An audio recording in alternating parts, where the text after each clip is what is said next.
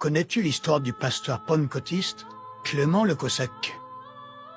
L'histoire du réveil d'Zion est intimement liée à celle d'un pasteur évangélique qui s'est pris d'affection pour ce peuple, qui était méprisé et rejeté, à la fois par les autorités civiles et les communautés religieuses, en raison de ses coutumes différentes teintées de religiosité et de superstition.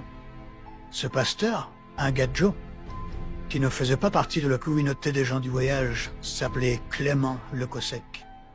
Né le 20 février 1921 à Trefchiaga, fondateur de la mission évangélique des Zion de France, Vie et Lumière. Le Cossec est originaire d'une famille bretonne, catholique et très pauvre. Son père étant marin-pêcheur, mutilé durant la guerre, il sera muté en Normandie. Clément connaît alors là-bas, en plus de la misère et de la maladie, le rejet et le mépris en tant que breton. Mais cette situation lui permettra par la suite de mieux comprendre la souffrance d'un peuple mis à l'écart.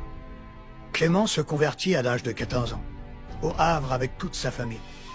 De là naquit sa vocation de s'occuper des pauvres et des rejetés, en leur annonçant l'évangile.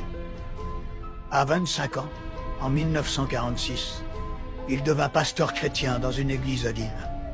Plusieurs événements l'amèneront à s'occuper de familles tziganes dans le besoin. Mais c'est à Brest, en 1952, que commence son ministère en faveur des gitans, quand des tziganes convertis viennent lui dire qu'aucun pasteur ne souhaite les baptiser.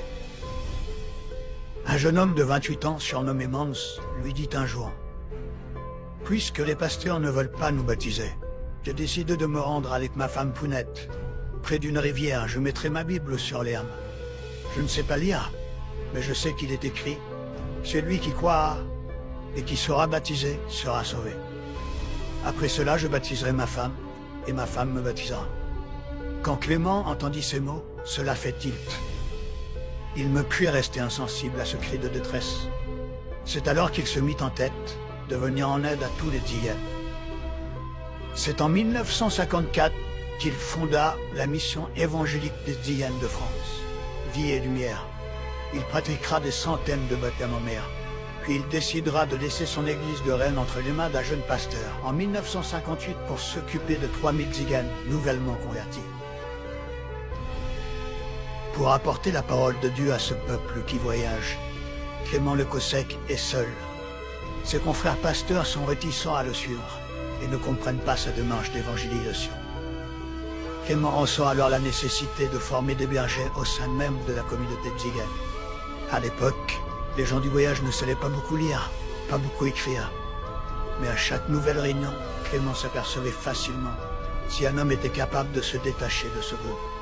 Si cet homme était accroché par la foi, si cet homme souhaitait s'engager avec Jésus, Clément lui disait alors: « Tu vas servir le Seigneur. » Il ne parlait pas de pasteur à l'époque, car il n'y avait pas de formation. Il leur disait simplement: « Veux-tu être un berger pour ton peuple? Veux-tu être un berger pour ton groupe ?» Et si la personne répondait favorablement, il notait son nom dans un petit calepin. Aujourd'hui, à telle heure, un tel devient un berger. Le premier nom inscrit sur le carnet de Clément le Cossec est celui de Mans, l'un des 7 premiers baptisés de Brest. Mans entre alors dans la légende du réveil des gens du voyage, en devenant le premier prédicateur tsiga. De cette simple cave à Brest en 1952, où 7 tziganes se sont convertis à l'évangile, à ces dizaines de milliers de caravanes réunies à Gien, il s'est à peine écoulé 70 ans. L'histoire hors du commun d'un homme qui a consacré sa vie à faire le bien.